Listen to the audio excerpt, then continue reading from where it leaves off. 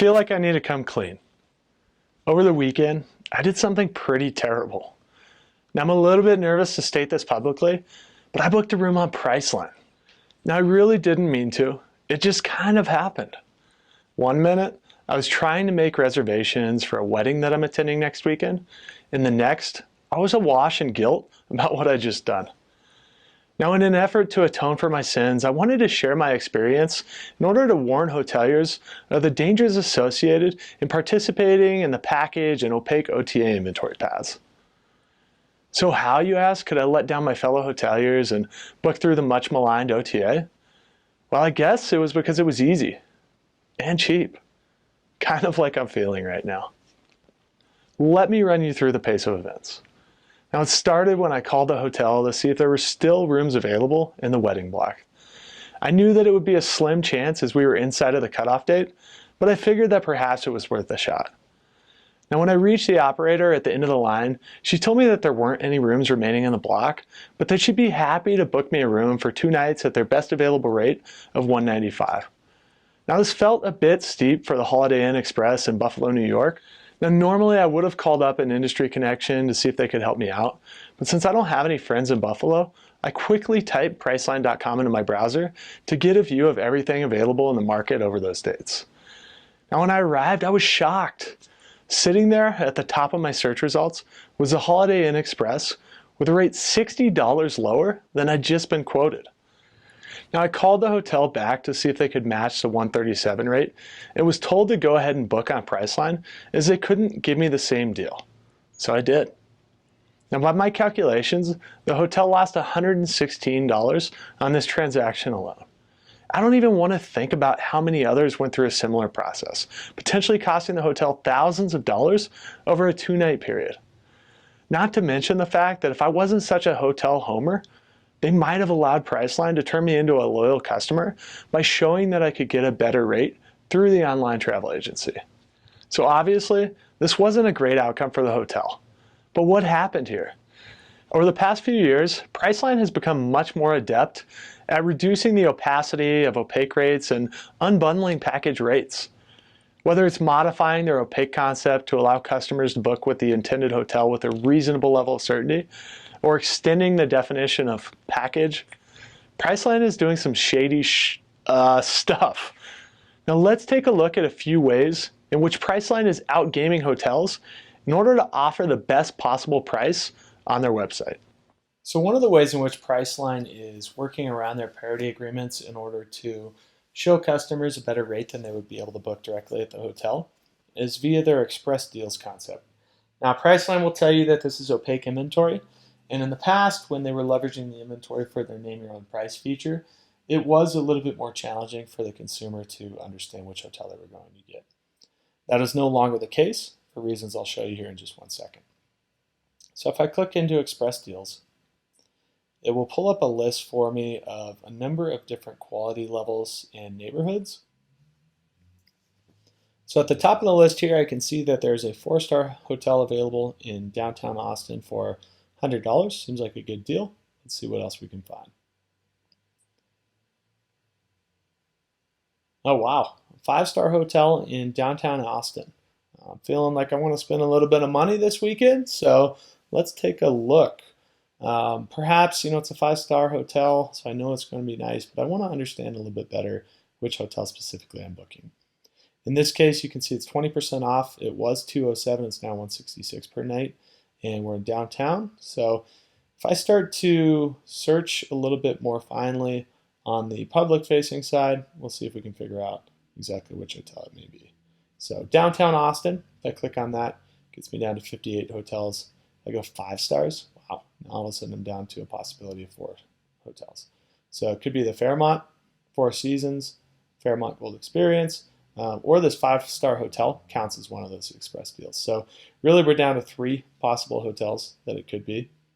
Now if I go back to the Express Deals tab, I can take a look at the amenities, and I can see we have a business center, a fitness center, pets allowed, and a pool.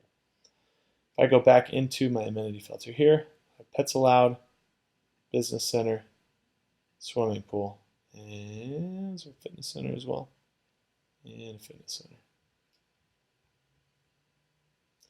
Still leaves me with the same number of hotels, total of 3. However, if we look at this, was 207 rate, right? Let's see if we can find something that's fairly close. In this case, you can see here we have the Fairmont Austin at 210. Four Seasons is pretty high, and the Gold Experience is pretty high. My guess is on the Fairmont Austin. Now, if we click on this choose here, it'll take us to the booking tab for that particular Express Deals hotel. And now when I click into book, it's actually going to say 5-star hotel, book soon. Someone recently got the Fairmont Austin. Now if we go back to the public facing side, was 210, Fairmont Austin. Our Express Deals was 207, 166, and now this is lining up as a Fairmont Austin. Now, I'm not going to go ahead and complete this booking, but I've done this with other shops in the past. And if I were to click through and book this, I would get the Fairmont Austin. Now, when you go through this process, Express Deals inventory is not so opaque, is it? So another way in which Priceline is taking money from the pockets of hoteliers is by loosening up their definition of package inventory and unbundling components that were previously packaged together in order to allow the customer to book a total value rate without understanding the individual price of each component. Now let's say that I want to go to San Diego next weekend, and I do a quick market search here. You can actually see up top that it lists a number of hotels that are offering special discounts thanks to me having booked a rental car with Priceline. Now the crazy thing about this is that I booked a rental car with Priceline 3 weeks ago in another destination, and I haven't booked anything since. And yet Priceline is still serving up this package inventory for me. Now you might say that this is because I'm signed in, but you can see here that I'm not. So they're either tracking me via cookies or fingerprinting techniques, and they're understanding that I booked that rental car a while back and now serving me that unbundled inventory.